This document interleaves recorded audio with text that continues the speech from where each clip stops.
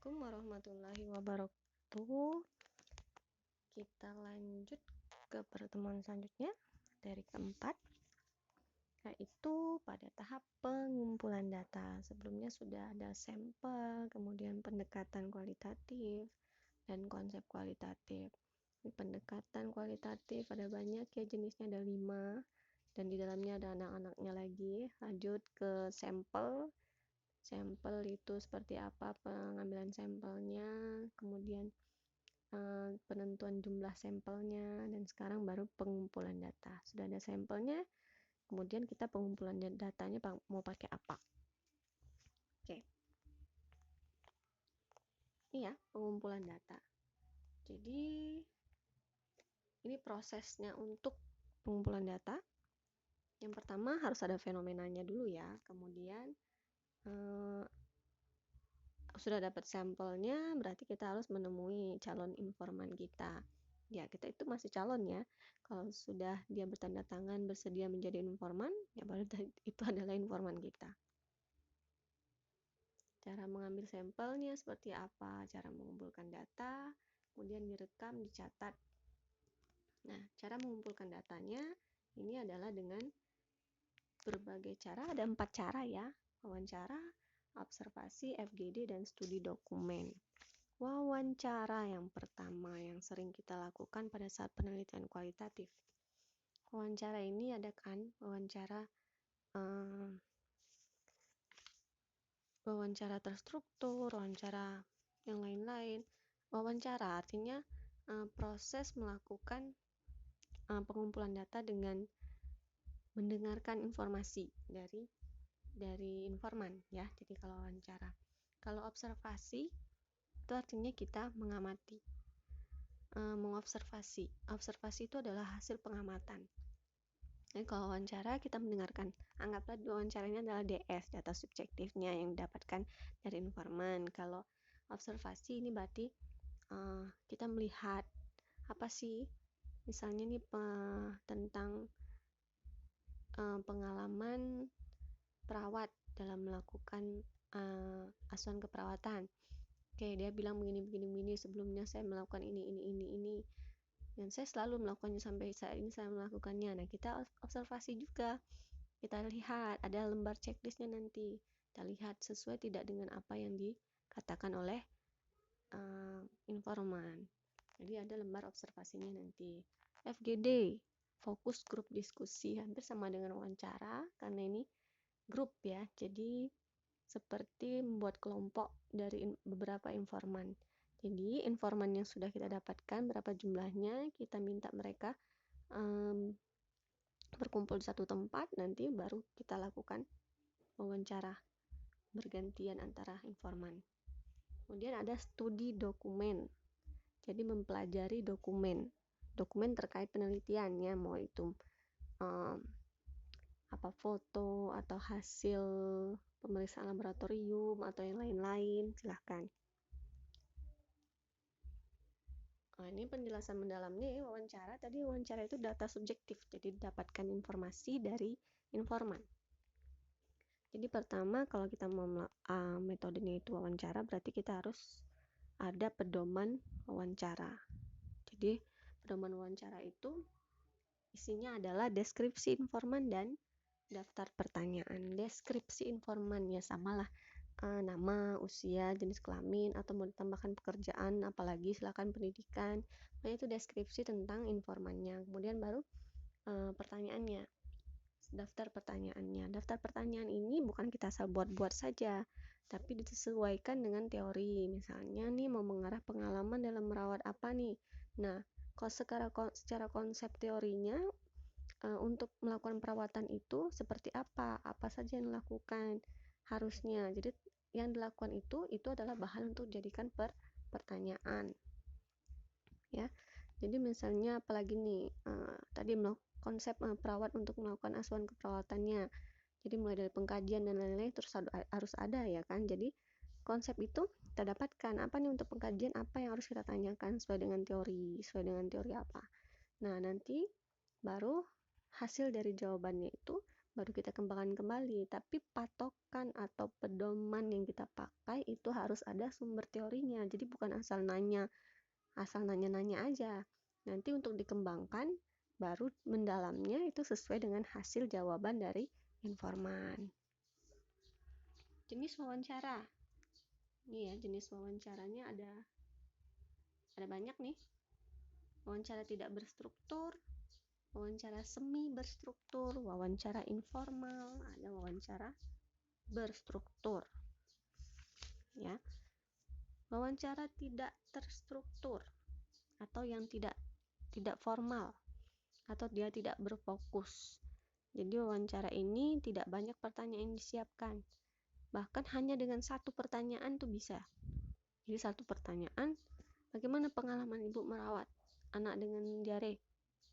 Ya kalau saya merawat ya biasanya ya saya merawat itu dilakukan dengan ini, saya kasih ini. Mulai dari situ baru nanti dikembangkan. Oh, dilakukan itu. Gimana Bu melakukannya? Bagaimana prosesnya? Tapi ini sulit ya, kalau untuk pemula sulit kali ya. Jadi dia hanya satu pertanyaan. Jadi informal. Jadi kayaknya kita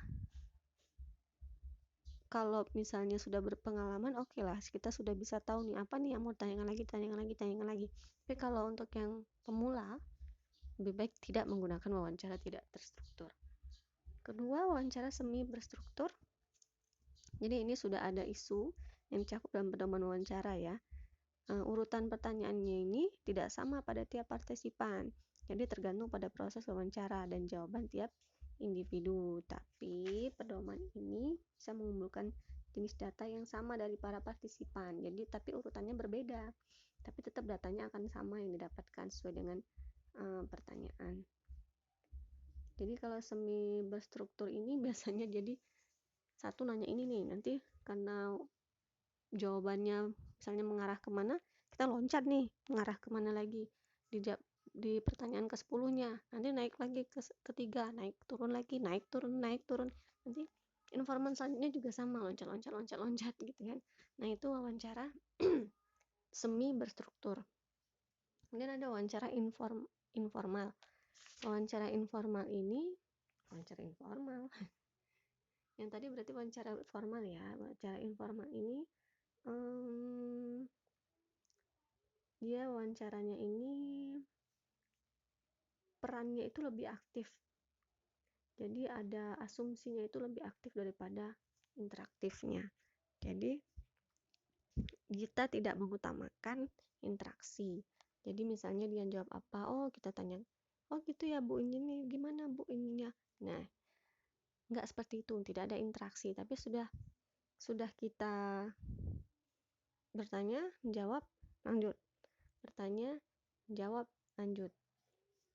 Ya, begitu. Itu untuk percakapan informal. Kemudian wawancara terstruktur. Berstruktur ini jarang ya digunakan karena keterbatasan pada ini datanya tidak kaya. Jadi pertanyaan itu kemudian pertanyaan diurutkan pula. Jadi kalau terstruktur ini kita buat semua tuh berstandar. Pertanyaan 1, pertanyaan 2, 3, 4, 5, 6, 7, 8 dan tidak kita kembangkan kembali. Jadi pertanyaan itu aja tuh fokusnya. Jadi tidak kita pakai biasanya ya. Jadi wawancara ini yang kita pakai seringnya itu adalah yang informal atau yang semi tadi ya, yang semi struktur.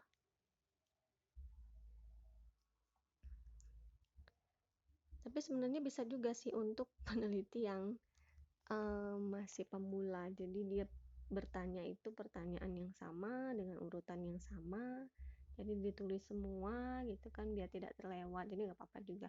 Kalau mau pakai wawancara berstruktur itu, nah berstruktur tapi juga harus semi struktur tadi. Jadi apa yang didapatkan dari informalnya itu kita interaktifkan. Jadi ada yang kita tanyakan kembali nantinya ya. Jadi pokoknya intinya mendalam pertanyaannya. Jadi lamanya untuk wawancara itu tidak boleh lebih dari 1 jam. atau sesuai dengan kesepakatan. Kalau memang mau 2 jam, tapi idealnya itu 1 jam. Jadi kalau sudah lebih dari 1 jam itu biasanya sudah jenuh orang yang mau jawab. Nanti jawabnya ngalur ngidul, tidak sesuai dengan yang diharapkan. Tempatnya itu kesepakatan. Cari tempat yang kondusif, yang bisa kita dengar dengan baik. Nanti kan mau direkam dan yang lain. Jadi bukan kita yang menentukan tempat ya. Bu, nanti dilakukan di sini ya.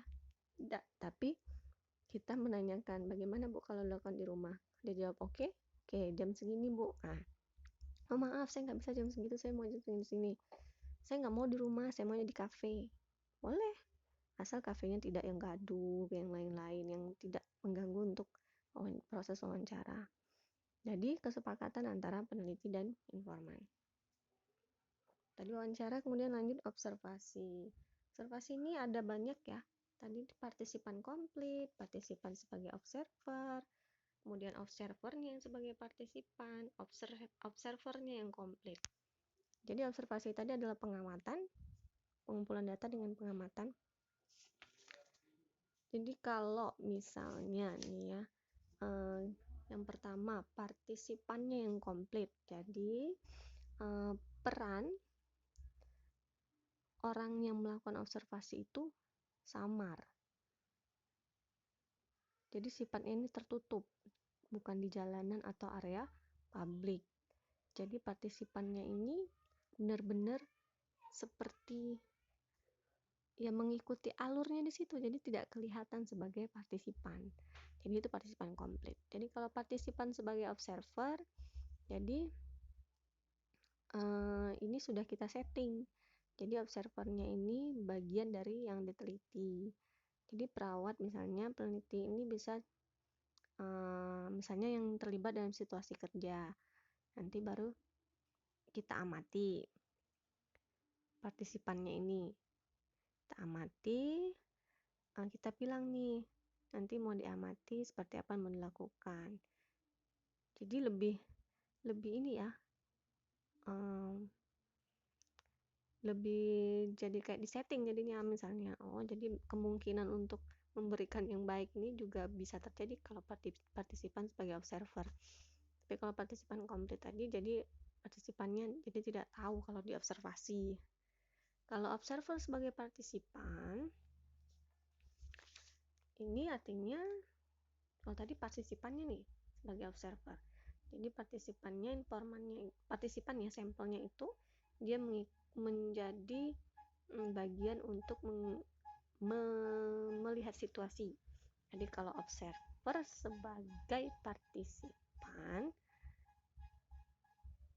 dari kata-katanya ya, observer sebagai partisipan. Jadi observer sebagai partisipannya ini sebagai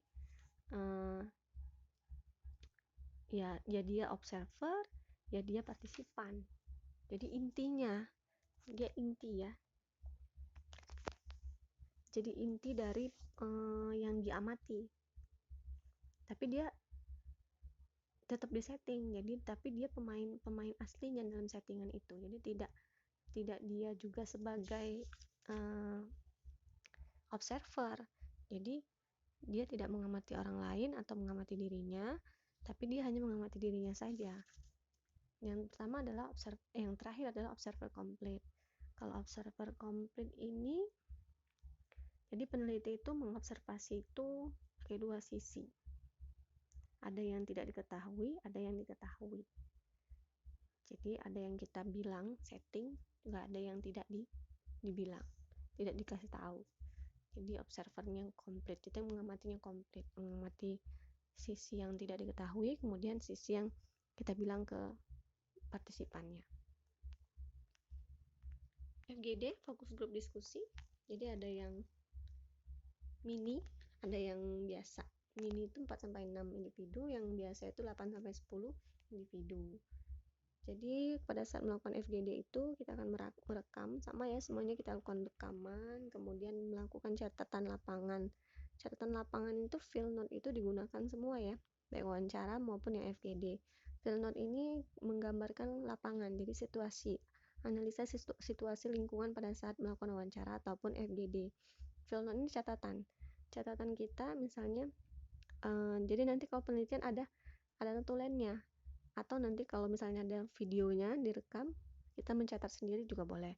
Jadi analisa situasinya seperti apa pada saat kita bertanya, oh dia menggaruk-garuk kepala, dia memakai baju apa, di lingkungan misalnya di sebelahnya ada orang lagi apa, itu dijelaskan semua. Jadi field note itu analisa situasi pada saat kita melakukan proses wawancara ataupun FGD.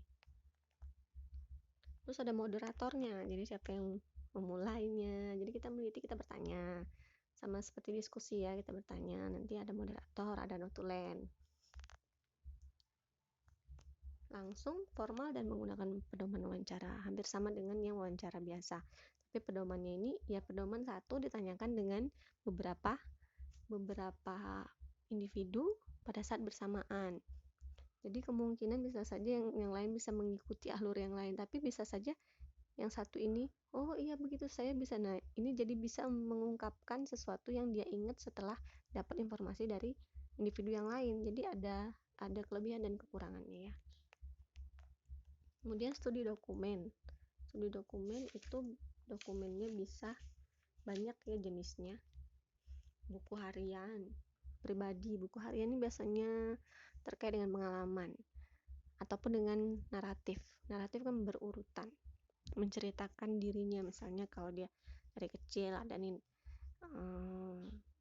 buku hariannya apa nih sampai dia besar, buku catatan hariannya apa.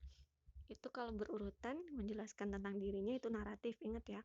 Tapi kalau dia menceritakan tentang dirinya tapi ada makna di balik dalam dia menceritakan, itu berarti pengalamannya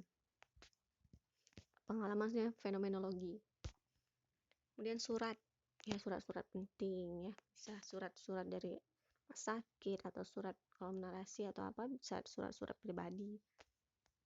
Autobiografi dan biografi